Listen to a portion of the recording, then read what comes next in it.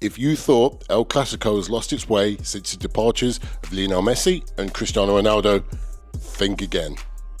This was another scintillating match between Spain's top two, with Real Madrid this time coming out on top 2-1. Following on from last season's triple header, which all went in favour of Barcelona, Real Madrid finally got their revenge. And in doing so, Madrid now hold a 5-point advantage over the Catalans in the title race. So here are my 4 takeaways from Sunday's clash at the Bernabeu. First up, Vinicius Jr.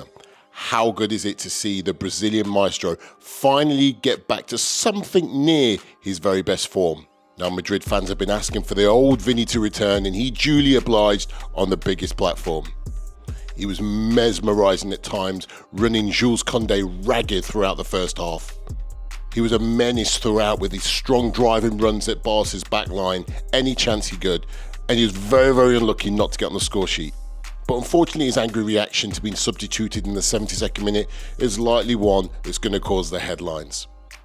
But on the positive side, let's hope that this is the beginning of the Vinny Jr. renaissance. Number 2, this was the first time in La Liga history that 2 English players had gone head-to-head in El Clasico. Marcus Rashford and Jude Bellingham locked horns, and both could be satisfied with their individual performances. Rashford, playing his first ever Clasico, was one of Barcelona's real bright sparks from the game and brilliantly laid on Fermin Lopez's goal just before half-time. Meanwhile, Bellingham delivered by far his best performance of the season. Energy, vision, guile, you name it, he showed it, and he capped off his performance with the winning goal. Kylian Mbappe, it was goal number 16 for the Frenchman, and he could have had another one had he converted a second half penalty.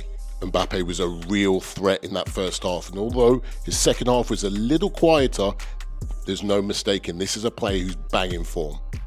Now, questions were raised as to whether he could fit into Xabi Alonso's system, but there was absolutely no doubt about it. Not only is he scoring goals, but his work rate off the ball from a defensive standpoint, absolutely fantastic. And maybe, just maybe, he was listening to Luis Enrique a couple of years ago.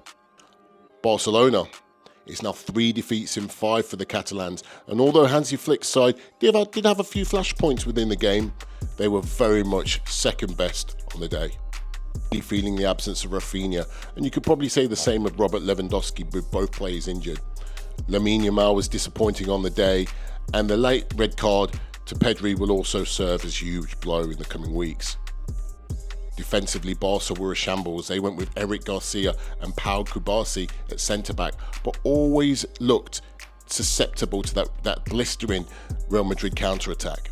And it could have been much worse had Jude Bellingham and Kylian Mbappe's 2 goals ruled out for offside counted.